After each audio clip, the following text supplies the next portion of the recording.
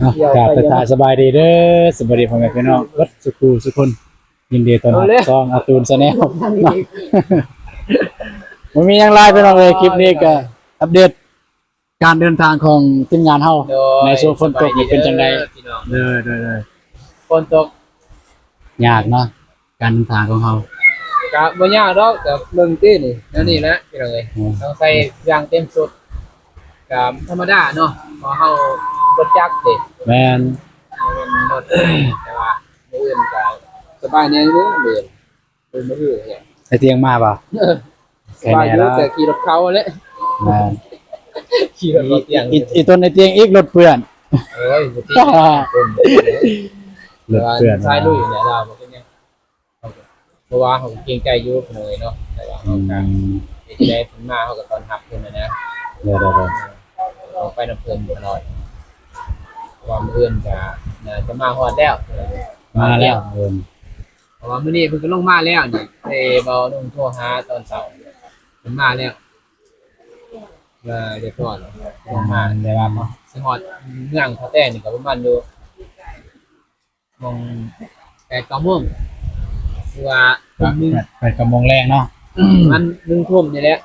1 ทุ่ม2 ทุ่ม ทุ่ม เห็นนะแม่นบ่ ทุ่ม เอา8 แม่น8 โมงกับ1 ทุ่ม 7 โมง1 ทุ่ม 7 โมง1 ทุ่ม 7 โมงป่ะหรือว่า8 โมง 8 โมงแล้ว1 ทุ่ม 8 โมง1 ทุ่ม แม่นบ่ บ่ 7 โมง7 โมง 7 โมง1 ทุ่ม8 โมง2 ทุ่ม งง 9 โมง3 ทุ่ม10 โมง4 ทุ่มนั่นแหละเอาก็ มันจะฮอดประมาณนั้นแหละประมาณ3 ทุ่มหรือ2 ทุ่มนั่นแหละ มันจะฮอดประมาณนั้นแต่ว่าเพราะว่าเส้นทางมันก็ใกล้เด้พอเรามาทางซิโป้นบัดนี้จ้ะบ่มาทางสมวยเลย โอ้ทางตะโอยมาทาง เมืองซองคอน เข้าไปทาง แม่นเมืองน้อง เมืองน้อง เมืองน้อง ใช่ไหม เมืองน้อง มาทางเมืองน้อง เมืองน้องแล้วก็ออกสมวยเลยแล้วก็มาพี่ โอ้ยแถวเฮามา เอ้ย วันเฮานอนนั่นแหละ ตอนเราไปนอนยันบ้านพักเจติมเบิ่นถึกเจติม ตอนนั้นปลาแดก ปลาแดกเจติมบ้านพักเนี่ยบ้านพักอหย่างว่า เรื่องแหละ เห็นอยู่กระแจอยู่ห้องอ้ายสบายดีเด้อสบายดีเด้อ นึกกอง มือกล้องเพิ่นเอาไว้มือกล้องเบาตูนมือกล้องซัวข้าวเท่านั้นแบบว่าเราก็ค่าเวียกแน่เพิ่นเอาเราก็อยากมานำแต่เราค่าเวียก ไม่ได้ปกค่ากันมานำสิให้ทางไอ้นงบรรยาย ใหญ่ ว่าฝนตกนี่เป็นจังใดแน่การเดินทางของทีมงานเฮามีความยุ่งยากส่ำใด เรื่องความยุ่งยากมันก็มีอยู่แล้วนึงเลยเนาะว่าความยุ่งยากนะแต่ว่าจนว่าคือเฮาแหละเนาะมันก็มีหลายอุปสรรคในการเฮ็ดเฮ็ดงานแต่ว่ามันก็อยู่ในใจจิตใจเฮาอยากช่วยเหลือขอกับหน้าที่การงานจนว่าทางผู้ใหญ่เพิ่นมอบหมายให้เฮาต้องได้เดินทางไปทุกมื้ออัปเดตให้เพิ่นทุกมื้อถึงว่าสิบ่ได้ถ่ายไลฟ์ก็ต้องได้ถ่ายนะให้สิเพิ่นเบิ่งเพราะว่าเฮ็ดเวียกยังบ่ได้พี่น้องเอ้ยเนาะตอนช่วงเพิ่นเรือพายุเข้าเนี่ยเพิ่นก็แจ้งการนี่เด้ก็ย่อมเพิ่นแจ้งแล้วแต่วันที่11ถ้าวันที่13แต่ว่าผู้ว่าหั่นเนาะตามเบิ่งแต่ว่าที่3เพิ่นว่ากันเรื่อยๆไปเลยเขาอยากยันหมดเดือนนี้บ่จัก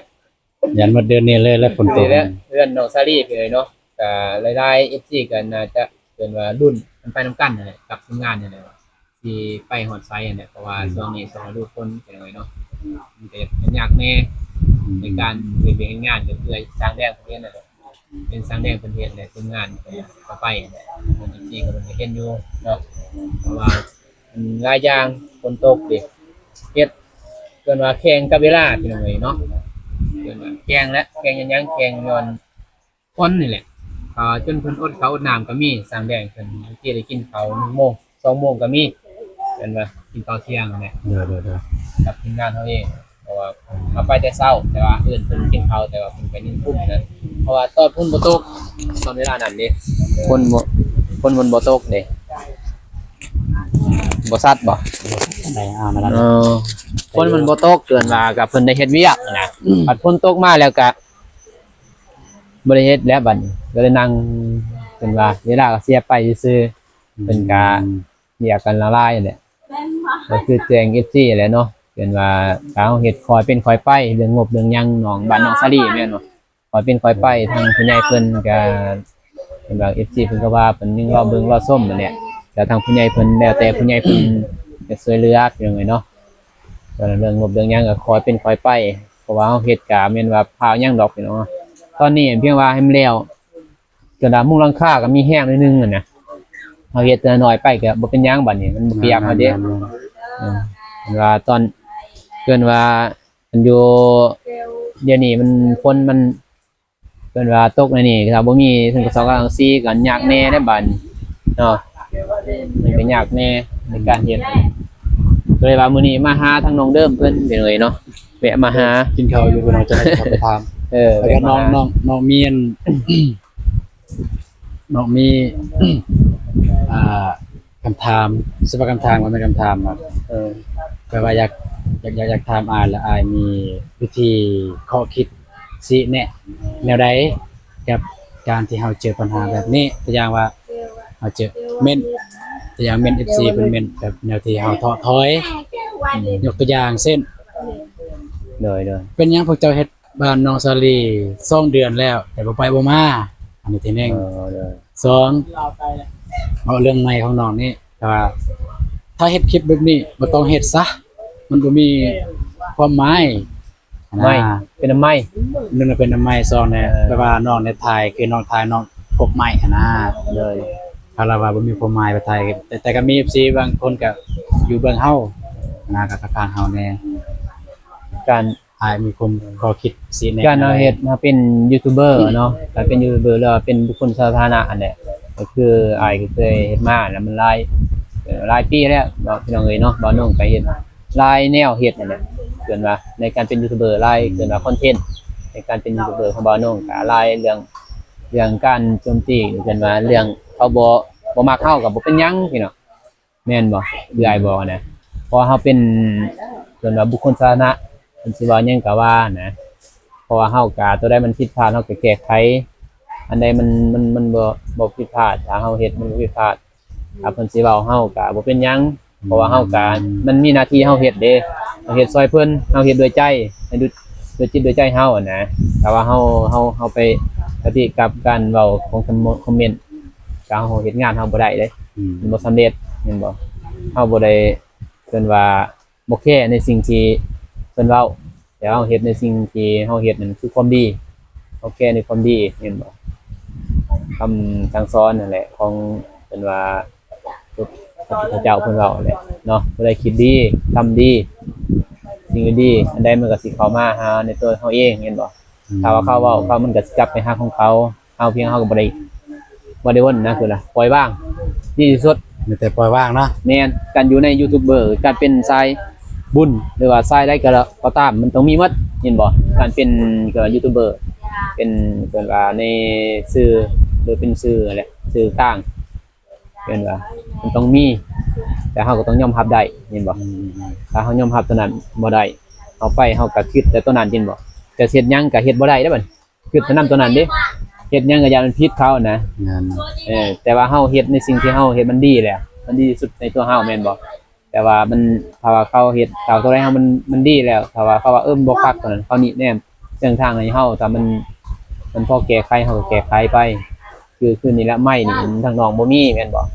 มันยังเพิ่นมีเฮาก็อยู่แต่ว่าไม่มีปัญหานะนั่นแหละมันบ่ดีอ่ะนะไม้มันบ่ดีว่าแท้พี่น้องเอ้ยเนาะคือน้องตูนนี่ทีมงานเฮานี่น้องตูนเว้าเจ็บเดี๋ยวมันมีไม้เว้าโกพี่น้องเอ้ยเนาะไม้ก็ไม้สำนี้มันก็เสียงก็บ่อยากคักปานใดนั่นแหละเสียงมันคือจักรจันทร์ฮ้องมันอยากดังแอดตลอดนั่นแหละพี่น้องเอ้ยเนาะก็บางครั้งก็คือไอ้เว้าแหละดีแท้ก็บ่ต้องใส่ก็ได้ไม้นั่นพอทำโทรศัพท์รุ่นนี้มันดูดอยู่แล้วเด้คือไอ้เว้านี่มันดูดอยู่แล้วมันฟังเสียงทางอ้ายดีกว่านั่นจ้ะบ่ถ้าใส่ตัวนี้จะไปฟังนี่มันเป็นแนวใหม่เด้เสียงใหม่นี่เสียงใหม่เนี่ยแนวใหม่เสียงในโทรศัพท์ต่างอีกมันสิคือเข้าปากนั่นปั๊บมันสิวนๆเด้จักบ่เซลๆๆๆมันบ่คือราคาคืออ้ายใส่เด้ แม่นบ่สิแนวนั้นพี่น้องก็มีหยังก็เอาให้กำลังใจทางเบาตูนเด้อพี่น้องเนาะเห็นว่าทางเบาตูนมันยังคงมีรายได้เนาะพี่น้องเนาะอันนี้เป็นการซื้ออุปกรณ์นี่แหละ ซื้อมันครบเลยแล้ว แต่มันครบมันชัดเจนให้ทาง FC เพิ่นได้เบิ่งได้ชมกันว่าได้ถ่ายภาพบรรยากาศเป็นว่าถ่ายเป็นการช่วยเหลือคนในสังคมนี่แหละในเราวไต้เลยเนาะเป็นงานเฮาแหละคันเฮายุติตอนนั้นบ่ได้เด้อยินบ่ โดย เราเฮ็ดเวียกเฮาต้องบ่ยุติเพิ่นว่าเอาเวียกเฮาให้มันสำเร็จนะการเว้ากันว่าเป็นตีส้มตัวใดมันว่าเป็นเฮาเฮ็ดมันบ่ดีเฮาก็ไปแก้ไขอันใดเฮาเฮ็ดดีแล้วเฮาเฮ็ดถูกคือว่ามันก็ต้องมีการที่ส้มนั่นแหละ โดย การเว้ากันว่ามันก็ทุกสิส้มหมด2อ้ายยังคักกลับไปอ่านไหนนี่เนาะแต่อ้ายก็บ่ได้คิดหยังอ่ะนะเห็นบ่ปล่อยว่างเห็นบ่คือบ่าวนุ่งเป็นว่าศึกษาพุทธนิคมพี่น้องเอ้ยเนาะเป็นว่าพุทธวานิคมเพิ่นนั่นแหละกับบ่เที่ยงก็เลยว่าเพิ่นว่าโอ้สิไปหายไปเครียดอีหยังเพิ่น บ่ยุติพอเห็นบ่ปล่อยว่าง โดย จบ เข้าใจได้หลายเด้อโดยนักบรรยายเนาะนักบรรยายทีมงานเฮาแต่ว่าสิไปทักทายทางน้องเดิมเลย ไปหาน้องเดิมเพิ่นน้องเอ๋ยเนาะโอเคดินเพิ่นจะได้ไปฮอดไฟเด้ ไปบ้านทวายเนาะบรรยากาศจังซี่เลยพี่น้องเอ้ย คน ฝน เลย ตกตลอดเลย โอเค สบายดีเด้อบ่าวเจ็บสบายดีเด้อบ่าวเจ็บได้มาก่อนแล้วนะมานำกันวะสบายดีเด้อบ่าวคิสบายดีเด้อมีหยังสิว่าบ่ให้ FC เพิ่นได้ฟังอันนี้ก็คุ้นๆอยู่ FC ละคนหน้าคนตาอยู่ ปุ้ย ไปดีเด้อ แป๊บเอาละเดี๋ยวกัน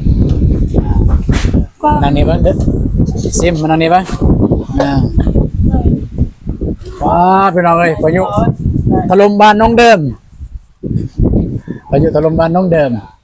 สบายดีเด้อไอตูนสบายดีเด้อ สบายดี พ่อแม่พี่น้องพี่ใหญ่ใจบุญทานสบายดีFC พังไทยพังลาวต่างประเทศหรืออยู่ในบ้านสบายดีเบิดสมุสุขคนเด้อสบายดี เป็นหยังขึ้นหน้าเศร้าแท้น่าเครียดเป็นอีหยัง บ่บ่ได้บ่ เป็ ได้เศร้าน ต้องเป็นน่าเครียดผิดปกติ บ่ บอกเลยนี่ไอ้น้องก็อยู่นี่แล้วครับทีมงานเราอยู่นี่ครบเป็นอีหยังว่าสบายบ่ สบาย ว่า คิดฮอด เอา หน้า ดีๆ บ่าวเตียงทอง เกิดฮอดหน้าบ่าวเตียงทอง โดย เกิดฮอด เวลาทีมงานมาหาน้องเดิมเบิดคนแต่ว่าบ่าวเตียงทองบ่เห็น มื้ออื่นเราก็มาแล้วมื้ออื่นเนี่ยมาบ้านจากมื้อแล้ว 3 คืน ได้เฮ็ดหยังแน่มาบ้าน3มื้อเนี่ย ฮะ ได้เฮ็ดหยังแน่ บ่ได้เฮ็ดหยัง บ่ได้เฮ็ดหยังเลย เนาะพักผ่อนบ่สบาย ใช่ว่าบ่ใช่ถามเมื่อกี้ว่าบ่สบายบ่ว่า ไข้เช้าแล้ว อ่า คือแต่นอนนี่ซึมๆเช้า บ้านว่าตื่นแต่นอนบ่เนี่ย โดย เป็นหยังต้องนอน มันตกไปใส่บ่ได้ แม่น นอนเด้กับบรรยากาศเด้ ฝนตกไปใส่บ่ได้นะพี่น้องเอ้ยตอนนี้ทีมงานเฮาก็มาค้างอยู่บ้านน้องเดิม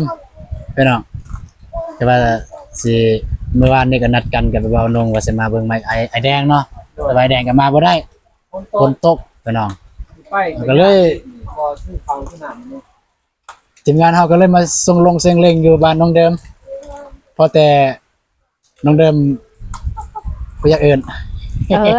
หยอก มีบ่ม่วง มีมะม่วงบ่ บ่ เด้มะม่วง มองไอ้น้อย ราคาอยู่ว่า10,000 บ่แซ่บนะม่วงอยู่นั่นเบิดหรอบ่ อันน้อยตัดเย็ดไปอีกต้องเจ็บสูง นี่เก็บไปซื้อแล้ว ติดเกียร์ เอียง ว่าเพิ่นพัวอยู่เพิ่นสาว อ๋อเพื่อนผู้สาวเพื่อนผัวอยู่เพื่อนผู้สาวเป็นหยังเจ้าคือปล่อยเจ้าคือปล่อยอันเจ้าคือปล่อยอันผัวอันไปอยู่นำผู้สาว นะน้องเดิมมันต้องมีอหย่างนะปกติบ่ได้ปนแนวนี้นะน้องเดิมเป็นน้องเอ้ย บ่มี เอาว่าให้แบบ FC ไฮคิดฮอดไฮกันเทิงแน่สิตั้งไฮไลท์เลยเว้าแน่วันอะไรก็ได้เว้าแน่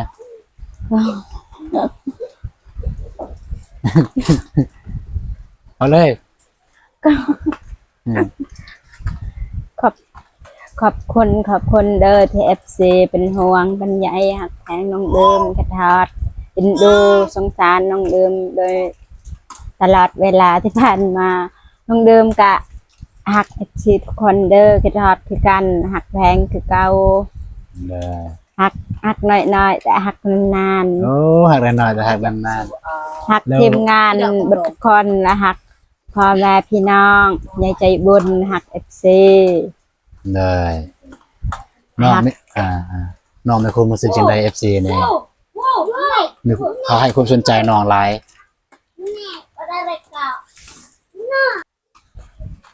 นะก็ตอนนี้ก็น้องเดิมก็อยู่กับน้องซิมแล้วเนาะก็มีคำถามหนึงทางFC เพิ่นอยากฮู้เพิ่นอยากให้มาถามว่าถามให้แหน่น้องเดิมเนี่ยมักเบาเจ็บอีหลีบ่เพิ่นว่าบ่ตุนบ่อยากถามปานใดมันเรื่องของคนสองคนนะอยากถามปานใดมักอีหลีบ่อ่ะ มัก มักแท้บ่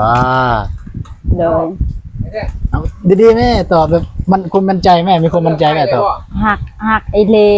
หักแบบไรแบบอ้ายแบบน้องแบบหมู่แบบครูแบบพี่น้องแบบชูสาว หักแบบไอน้อง โอ้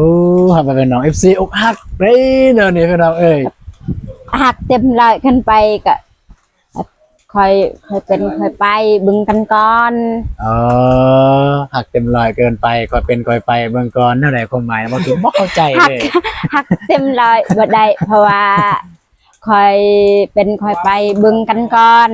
เด้อ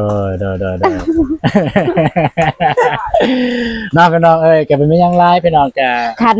สมมุติคันหัก100%หักเกินไปแบบเวลาเอาเจ็บสิเจ็บลายคันแบบค่อยเป็นค่อยไปบึงกันก่อนคันว่าไอเจ็บก็แบบหักกันได้ก็ไปกันเลย หักกันนะก็ไม่ก็ลองเดิมเนาะพี่น้องหักน้อยๆเวลาเราเจ็บทิพย์หรืออกหักมันจึงบ่เสียใจแห้งนั่นว่า โดย การหักหลายเวลาเลิกกันมันก็เสียใจแห้งพี่น้องเอ้ย เด้อที่อายว่าจังซี่ก็บ่อยากให้น้องโศกเศร้านะ FC ก็เวลาน้องโศกเศร้า FC มักท่วงว่าเป็นหยังบ่ตูนไปเฮ็ดน้องเศร้าอีกเนาะต้องให้น้องเดิมยิ้มเพิ่นว่าซั่นก็บ่มีแนวสิให้มันยิ้มเนาะก็มันแต่คำเว้านี่แหละพี่น้องเอ้ยให้น้องเดิมยิ้มเบิ่ง เวลายายห่างพี่น้องเอ้ยก็คนก็คือสิเอื้อนแล้วเนาะให้น้องเนาะ คนคือสิเอื้อนจะได้เดินทางไปบ้านทางวายเพิ่นสิมานี่บ่ แล้วเดี๋ยวใหม่ โอเค เดินเบาเตียงมาเอากับสิยากนี่ เด้อคนตอกไอตอนพวก คลิปนี้ก็บ่ลายยายห่างพี่น้องเอ้ยมาไม่ให้ ดูเลยได้ บ่ลายยายห่างเพราะว่าไอ้แดงเพิ่นก็สิมาแล้วพี่น้องเอ้ยเนาะก็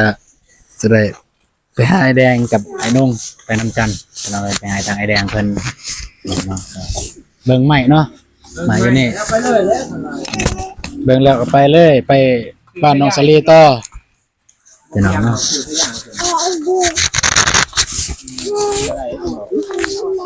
โอเคทุกคนก็ งานเนี่ย โดยโอเคทุกคนก่อนสิจบคลิปก็จะไปเบิ่งทางสวนผักของน้องเดิมพี่น้องบ่ตูนถ่ายแต่ดนๆเลย เด้มักม่วงนี่เรื่องบ่ คนสวนผักน้องเดิมพี่น้องเอ้ยตายเบิดแล้วพี่น้องตายเนาะนี่มันไก่กินแล้วบ่นี่สวนผักน้องเดิมตายเดี๋ยวนี้ไอ้บอกแล้วไปปลูกแบบนี้เนาะโอเคทุกคนคลิปนี้ก็บ่มีหยังหลายก็สิว่าไล่สละก็เว้าได้พี่น้องเอ้ยก็บ่ตูนบ่ บ่ว่ากันเพราะว่ามันบ่ได้มีประโยชน์บ่ได้มีประโยชน์อีหยังนะพี่น้องไม่ได้มาถ่ายเบิ่งแบบบรรยากาศลักษณะนะบรรยากาศของทีมงานเฮาการเดินทางของทีมงานเฮาในส่วนฝนตกนี่มันเป็นจังใดพี่น้องเนาะมาค้างอยู่บ้านน้องเดิมบ้านน้องเด่นทางน้องๆก็ต้อนรับอย่างอบอุ่นเหมือนเคยพี่น้องตอนน้ำตอนข้าวให้กินพี่น้องเนาะเอาสำหรับคลิปนี้เบาตูนสิขอจบคลิปเพียงเท่านี้ไม่แต่ว่าเจอกันในคลิปต่อไปคลิปนี้ขอกล่าวคำว่าสบายดีเด้อพี่น้องไปแล้วบ๊ายบายเจอกันในคลิปต่อไปพี่น้อง